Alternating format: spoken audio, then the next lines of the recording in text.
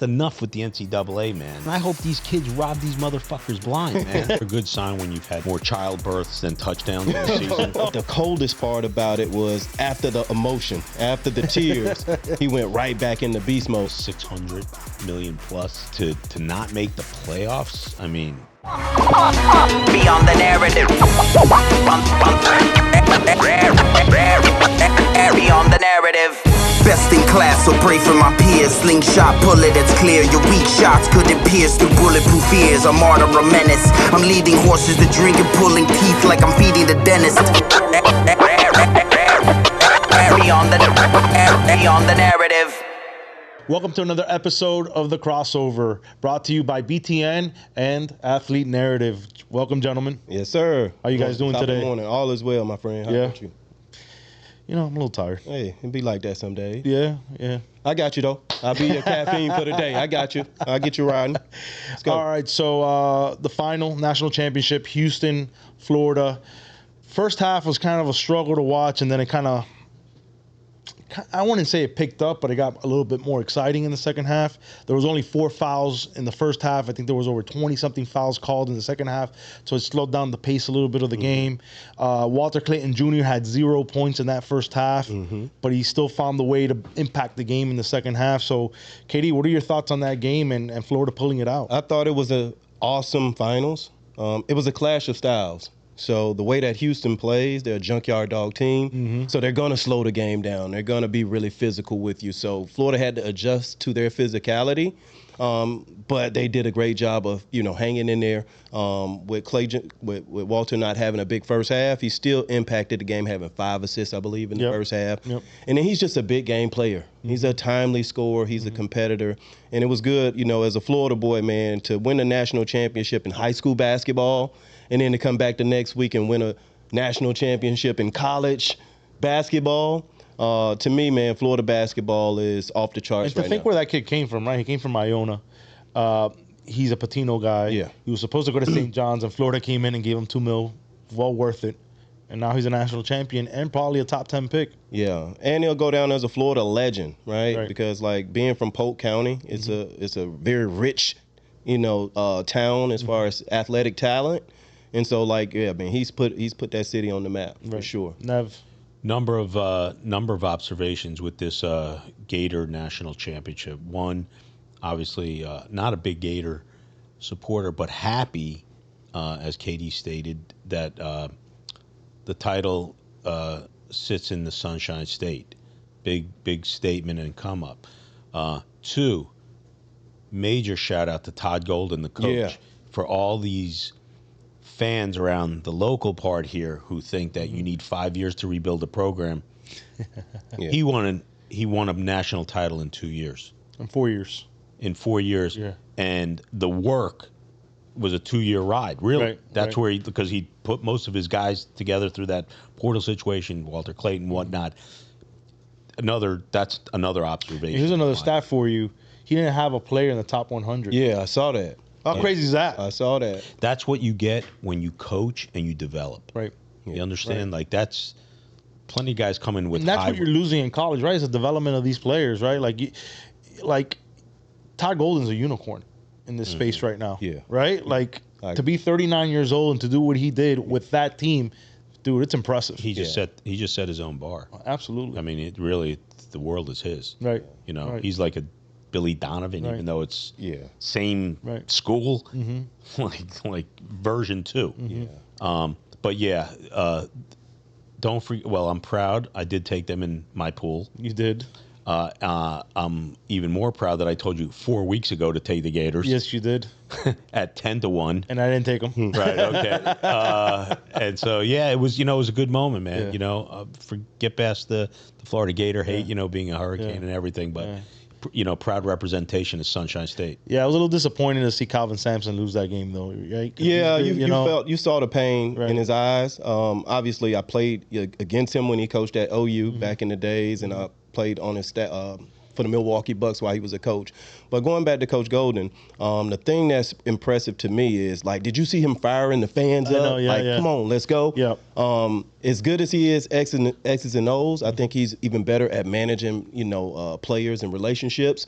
And another thing we don't talk about when it benefits programs is the transfer portal, right? Getting those guys, Clayton Jr. from Iona, right? Bringing in some of these guys from other schools and incubating them and cultivating them in the way that he was able to do it. So big shout out to him, because all across the board, he landed. Yeah, absolutely. It's an unbelievable story, unbelievable job. Yeah. And they're going to be a team to be reckoned with as long as he's there at Florida. No question. He's a rock, man. He's a rock, and that's a great foundation point for any program. You got a guy like that. Yeah, so now NIL, JT Toppins, Texas Tech, is returning. They gave him the bag, $4 million. Would have been a second round in the NBA, but that's what the NIL does for these guys. It gives them an opportunity to stay in school and make some significant amount of money, which they were never going to make at the next level. Right. That first contract. Right. Talent retainment. Right. Being able to bring your guys back. Couple things. It says a lot about the program that he was willing to stay. It says a lot about the program that they were willing to pay him that amount. And it says that college basketball is a great alternative for guys who might not be a lot of, right? Because you lose so many, either to the portal or entering the draft early. So to have these players who have proven themselves in college basketball, it sets it up for next year. You'll have a lot of good players, and it'll help that game grow. Andy, I'm gonna go a little bit. I'm going to keep it on topic, but I'm going to really just jump out a little bit here. So, obviously with my situation with the scandal in the university, I mean, what was all about the NIL prior to, I'm really happy to see kids getting theirs now. It's because this is what it's about, man. You know what I mean? Like, not everyone's going to the NBA, and not everyone's going to the NFL. So you give a young kid a money and advance his situation and his family's situation. That's what it's about. The NCAA has just been making money hand over fist for years, man. And this media game has gotten so big that to not include the players who are the product of this situation, it's despicable. And like I've been yelling for 14 years. Like, this is where it is. Forget the Miami situation. The NIL, the NCAA, and paying players and this and that. Like, I'm just glad that it's broken through, and now they're reaching out. Please help us to the government. Oh, shut up, man! Just shut up. Talk that talk, man. Just shut the fuck up. Talk it. Like, I just can't stomach it, man. These guys are hypocritical. They're pathetic, and like, it's just enough with the NCAA, man. Hey, Nev. How many coaches hit the transfer portal? Oh, man. You know what I'm saying, man? Yeah. How many coaches have hit the transfer portal? You know what I mean? Like, it's just enough, man. And like, man, I hope these kids rob these motherfuckers blind, man. For real, man. Mask and glove, man. All right, I'm back, man. Good. Finally, where was this Nevin at, man? Yeah. Finally, we got him. Let's clap it up. Hey. Yeah, must be the terzepatide. That's not an official sponsor. Yeah, man, you're absolutely right. Now they're going to Congress begging for help. And the article came out yesterday. You had coaches from the SEC begging for help. Miss me with that shit. Exactly. Man. For real. Because now they're at a disadvantage because now everybody's able to do it. Before, a couple of schools in the SEC were giving the bags under the table because I've heard the stories. Yeah. And now, now they're begging. I love it. Yeah, I love it too. I love it too. So, we'll see where this ends up at, but they're getting what they deserve. Listen, the new anthem for NCAA players is City Girls. Where the bag at? Like, that's it. Yeah. I'm calling that shit out now. Yeah. KD, do you see players going the route of JUCO for 2 years because then they remain with eligibility and have 6 years at the college level making money? You know what? I don't believe so. I think we'll see I think that system will change because it's not cool to see 24, 25-year-old, 26-year-olds playing against 18, 19. I know it's not cool, but it's allowed. It's allowed now. Yeah. But if a guy can get, in a D1 school Right. and get NIL money. So what's the average length of an NBA player? I think it's a little bit over 3 years. Think about it. You get a 6-year career now in basketball making money. Do you go that route? The odds are more in your favor going that route versus a 3-year route in the NBA. Right. It's good for a late bloomer. Right. Like, because some Right. guys develop later Right. with their game. Listen, you got Rick Pitino talking about, I'm not even looking at high school kids. Right. Right? I'm going straight into the transfer portal. You have 1,400 kids in the transfer portal in basketball alone. Right. It's just wild. And I heard it's closer to 2,000. I don't know if that's true or not, but that's fucking crazy. A lot of leverage is being delivered to college athletes now with this NIL situation. Agreed. Carson Beck, University of Miami, perfect example. Got an injury, may not be ready. Listen, here's a plan. Ready? I think I'm going to redshirt. Let me come back. I'll come back at a discounted rate for $3 million next year. $9 million 2 years. What's up? Yeah, 13 mil, right? Because he got four from the University of Miami. He's got 6 NIL deals from like Chipotle. Do you really want to be an NFL agent, or do you want to be an NIL agent? Right. No, NIL all What? day long. It doesn't end All day long. and it keeps regenerating. 100%. You're a walking annuity. Listen, we went to that conference and Joe Blow off the street's a fucking agent now. Right. Tell me no. You Listen. saw it for your own eyes. Listen, I was like looking around that room. Yeah. I'm the Dalai Lama of that shit. Yeah. We should all be excited. Like, sports is, man, it's more than just a game. Right. It's a business. Right. Right. And when you have this much attention, when it generates the amount of revenue that it generates, you want everybody to be able to. It's everybody eats. Free enterprise, man. You know, everybody should be able What to it eat. is. Yeah. Yeah, Free for enterprise, sure. man. That's how it should Get be. yours. It's the American way. It's the American way. Capitalism at its finest, Absolutely. man. Listen, I've talked about it's taking the pure out of the game for me, but at the end of the day, it's a business. And now seeing the other side of this, because now I'm getting exposure to this world that I never had exposure as a fan, but now I'm getting exposure. I'm in these conversations. I'm going to these conferences. I'm like, hold up. This is a fucking business. Yeah. Are you kidding me? And these kids need to get fucking paid. I'm big on this Chuck E. Cheese Yeah. deal. You keep thinking I'm playing for 8-year-olds. Yeah, man, we could be on this subject forever, man. Yeah. But it's good for JT. I think the kid from BYU, Wright, they just got him for $3.5 million. Kid who left Baylor. The kid that left Baylor. Robert Wright the third. Yeah, Robert Wright Listen, the it's a third. Mormon movement, man. They got the bag too. Yeah, 100%. And with AJ the Ryan band, so Smith next out year. there. I know what it is. Yeah, Yep. yeah. Yep. They're gonna be there. They're gonna be there. All right, moving on. NBA. This one came out of nowhere. I didn't think anybody in this room expected that, or anybody in the world or in America expected for Mike Malone and the general manager to be fired. But I guess the owner had enough and said, "You both are out." Yeah. Leadership starts at the top, right?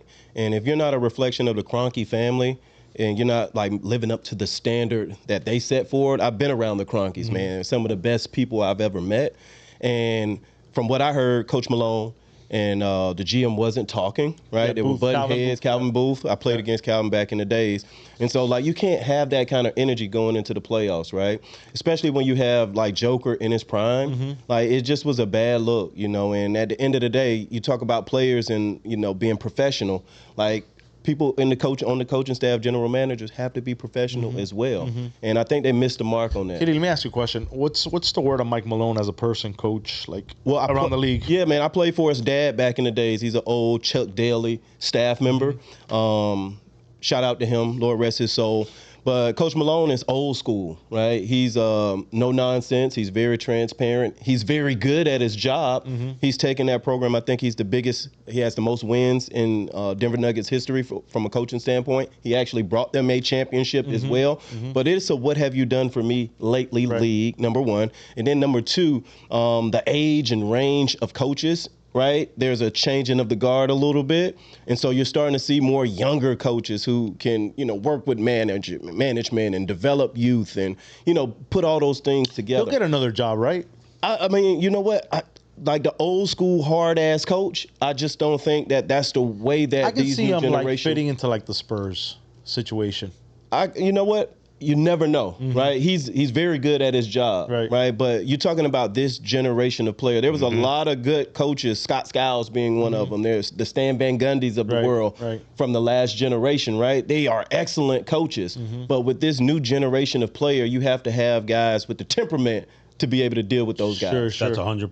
Yeah, you know, styles make fights, and we are in a changing guard of generation. This is what it is, and it's not just the NBA; it's all sports. Now, what's caused this change? time, like just the world evolving. I think it's social media. I mean, well, You think that's it's I social mean media? that's you know 100%. that's the most obvious Because answer. players now can control the narrative, right? Where organizations were controlling the narrative on these players. Now players have the access to be and able to do. nothing's a secret. Nothing. And if you don't want something to be a secret, you can make sure it's not a Right, secret. And it's just, well, that's your answer. Yeah. Social media has changed the entire And podcasting. world. Yeah. I mean, Right? everything is. All these guys have their own platform and they're controlling their narrative and they're saying whatever they want to say and how they want to say it. And if you're not relatable to that, then deuces. Yeah. I think Coach Malone ends up I don't know him.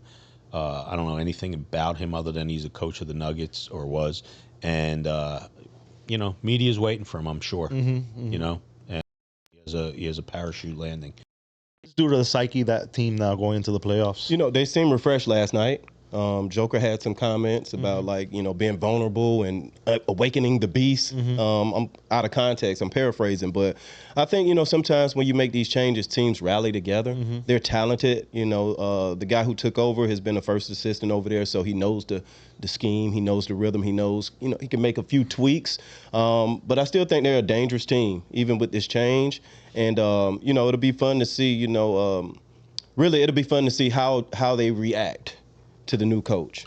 Sort of a similar change when the coach who'd stepped down from the Celtics or was forced to step down, and then Joe Mazzulla took over. Right. I can't think of his name. Udoka. Imi Udoka. Yeah. Udoka. Yeah. Yeah. And so, when it's an in-house change like that, or even like Spo back in the day with Pat Riley, when it's already tailor-made within, It's a little easier, you think? it's the transition's not seamless, but far easier. Right. You're not bringing a new guy off the street. Right. Like he knows what's going on. He knows the temperaments of every player. He knows the practice schedule, the routine, this and that, who likes what, who doesn't like what, Yeah. So it probably makes it a little bit easier, I would guess. The good news is we're going to find out soon. Yeah, we Playoff will. start next Right around week. the corner. Yeah, right around the I mean, corner. that tells you how bad it was. Yep. If that's how close to the end of the season they made that move.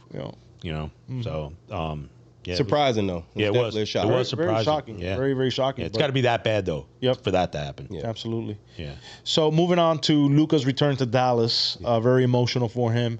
You can just see that it meant a lot to him. And when he saw the video of himself up there and the highlights and just everything, it just hit him a ball of emotion. But it's refreshing to see that. Yeah, man. Right? It shows some emotion because the way Jimmy Butler left Miami was the complete opposite of that. Right. Yeah. So it was great to see Luka show emotion. Obviously, when you spend 6.5 years in one location, the team drafts you, and you brought a lot of success to that city, and they celebrated him. So it was good to see him, have that raw, true emotion. Yeah. But the coldest part about it was after the emotion, after the tears, he went right back into beast mode. It shows the range that these guys are human beings. Right. Yeah, they make a lot of money. Yeah, they're famous. Yeah, they're talented. But they're also human. And he showed like those extremes where I can be extremely vulnerable in this moment. And guess what? When they lace him up, I'm going to be a stone cold killer. Right. And you saw him put in work last night. Right. Yeah. Have any Well, thoughts for on me, it? I'm not Mr. Emotional with that stuff. I'm home almost 5 years. I saw my PO the other day, and I was less emotional. All right, moving on. The Suns, they're going to miss the playoffs. Is this the most epic fail for a super team?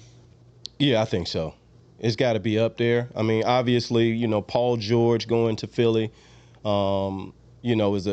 is not up there. But to see that kind of talent with Booker in his prime, Bradley Beal is getting a little bit older, but still historically has been one of the best scorers in the history of the game. And having Kevin Durant, I was definitely surprised. And also with Nick Nurse, he's a championship coach, right? So he's been there. I'm very surprised that they weren't able to get it together. But I think Kevin Durant this summer moves on, and they'll kind of go through a rebuild phase. But yeah, it's definitely disappointing. Probably the most disappointing, big three I've ever seen. Yeah, that's crazy. Pretty bad. Yeah. No, I was going to say pretty bad. It's a lot of money. It's a 600 million plus three-man situation, right? There's a lot of shots there, and to not make the playoffs, I mean, it's not really. Yeah, it's not a good look. That's that's an implosion. Yeah. That's a failed experiment. What do you think happened, Katie? I just don't think they gelled. You know, I don't think they came together as a unit. I don't think they ever found continuity. I think, you know, there was so much turnover with their players and you know, it just wasn't built right. So I just don't think it was built for success.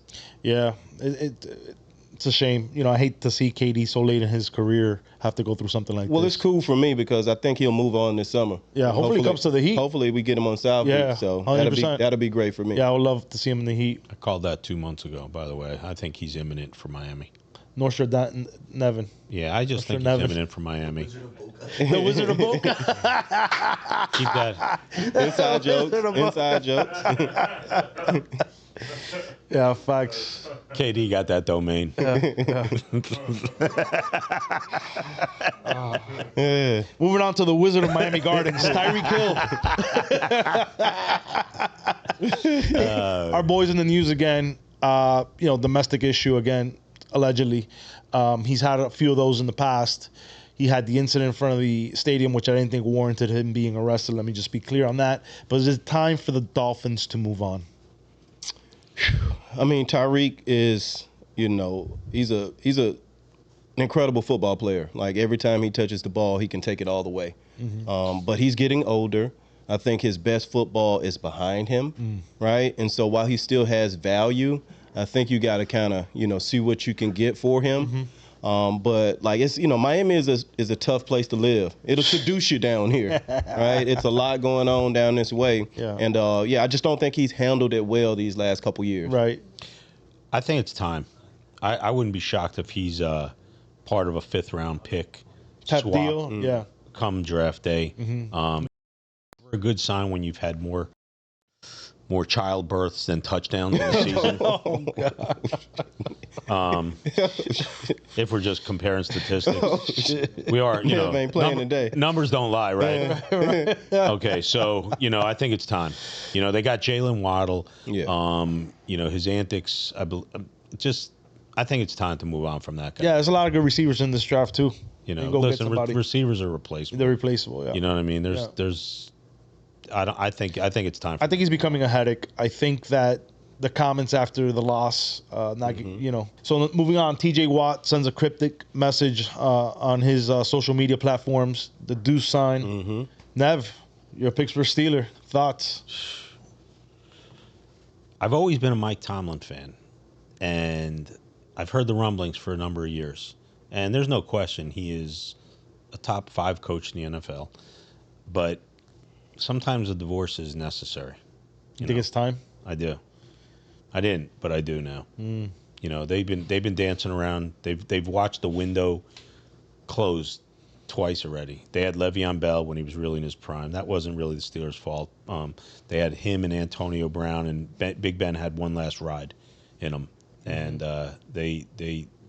they choked that shit up. And you know, they're just playing around with quarterbacks and this whole 2-man system last year. Russell Wilson, Justin Fields, and then you lose both of them. Now you're putting your hopes on a 41-year-old prima donna, Aaron Rodgers. Sorry, Katie. That's if they get him. Yeah, if they get him, you know. I came in today. How hasn't that deal been done? I don't get know. how that deal hasn't been done yet. I came in today on one, so I might as well stay true to form. Right. And yeah, I'm not. You know, maybe he's like had enough too. Like, you know what? I want to win something. I have a Hall of Fame career. At this point, what are Rodgers' fucking options? At this point, The Giants passed them up. Not only that, if at this point, what are the Steelers' options? Like, this is where we are. Yeah. So it's a much deeper issue. They just said they just had too many quarterbacks. Now they have none. Right. So, you know, I'm not happy with the way. So you think we it's a look complete right now. mismanagement on the Steelers organization? I do. How Yeah. they've handled the Yeah, situation. Yeah, and that's And not. that's probably where the frustration's coming from. Watt. Yes, and that's not, and I'm not an outspoken critic of the Rooney family Right. or the Steelers ever. We're the model of consistency Right. in this NFL. Right. We've had 3 coaches ever, Chuck crazy. Noll, Bill Cowher, and Mike Tomlin. Right, so that tells you something. And T.J. Watt probably, you know, wanted to. He's a little bit fed up and said, "Listen, this is how I feel about it. For real. Cut me loose." Right. KD. Yeah, no, change is good sometimes. I think, you know, in certain relationships between players and teams and organizations, sometimes they run their course. But he put in work. He's had a hell of a career. At the end of the day, he's getting older. He wants to win. And if he doesn't feel it's the best opportunity to win in Pittsburgh, he got to throw him the deuces. You see the power of social media by putting the deuces. Now we're talking about it. It's trending on social media. Now that's putting pressure on the situation. Look at the power and control that players have now through these platforms. Absolutely. That's just a perfect example. He didn't have to say a word. All he had to do was put a picture and deuces, and look at what he started. Well, that's the world we live in. Listen, the Haktua girl is like, she's gonna run for president next year, Right. Or 28. You got the student manager from McNeese State. He's going to be her vice president. I mean, this is the world this is where we're at. Amir Khan. Stand on your platform. You know what I mean? That's Yeah. it. Let it be a lesson to everybody, man. Absolutely. Freedom of speech, First Absolutely. Amendment, Yep. rock and roll. Make your world happen. True. All right, moving on to the Masters is starting today. I always used to look forward to the Masters. I would skip work for the Masters. I would do a lot of things to watch the Masters, but it doesn't have that appeal. Ever since Tiger's fallen off, for me personally, it just doesn't have that appeal, and it's had a 22% drop since 2018. So do you think it's the Tiger Woods effect that's brought down the viewership to golf? Probably. Yeah. I'll tell you this. I have watched golf one time in the last 10 years, and that's when Tiger made his roaring return in the U.S. Open. Other than that, I haven't watched it at all. So, yeah, everyone's galvanized by Tiger. Right. He's a freak of nature, or was, and he still draws us, sort of like the Mike Tyson phenomenon. You're just going to always watch that guy. Yeah. I think the NBA, before you say your point, Katie, I think the NBA is in a kind of similar situation as golf. They'll bounce back eventually, but when LeBron is gone, who's that next guy? And with PGA, didn't have that next guy to take the mantle. They were hoping it was Rory. He ain't the guy. He ain't got the charisma for that. Dustin Johnson, Scotty Scheffler. These guys are not charismatic. They don't have that appeal of a Tiger Woods. So they're scrambling to figure out who's the next guy. Right. And I think the NBA is going to go into a similar period. Yeah, I agree with you. Look, the thing about Tiger, people would tune in to watch him. Whether you hated him, you would watch. Same with Floyd Mayweather. It's always like these figures, Feast right? of family, That just bring attention to the game. They inspire some. They infuriate others, right? And I don't think they have that element now. I think golf has a real problem. It's such an exclusive sport to be able to learn and grow in that sport that they're missing out on, some potential athletes, right, that can drive the ball further. Right? I know a lot of my teammates love golf now, but they didn't get to start playing at golf clubs until, I mean, they're in their retirement. And so to get better athletes and get, more skill and get people more in tune to that sport, they're going to have to start doing a better job with outreach. And they were making a big push with the youth. I remember Tiger had a program, and they were making a big youth. I mean, it was all over. It's a great game. Yeah, they had ads, but you don't see that anymore. Yeah. So they're not appealing to the youth anymore. I don't know if they just threw their hands up and said, you know what, fuck it, we're going to stick to the white guys. I have no idea. You know what I mean? Yeah. But they got a problem. Yeah, they do, unless they just want to keep it exclusive. Right. Right? And then you won't be considered like one of the major sports. You might not get coverage on ESPN. You might not get, impressions on social media. Right. But if you want to keep it exclusive, you know what I mean, you'll miss out on the true potential of that game. Yeah.